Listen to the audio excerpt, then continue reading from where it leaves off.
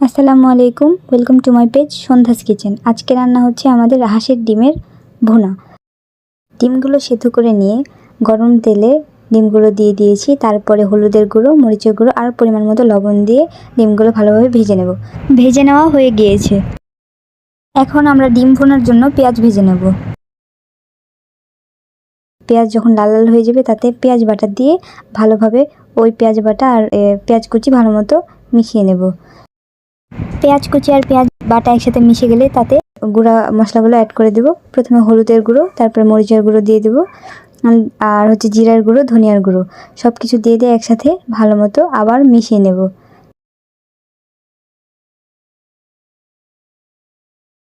মিশিয়ে নেওয়া হয়ে গেলে তাতে রসুন বাটা এবং আদা বাটা দিয়ে আবারও সুন্দর করে মিশিয়ে নেব।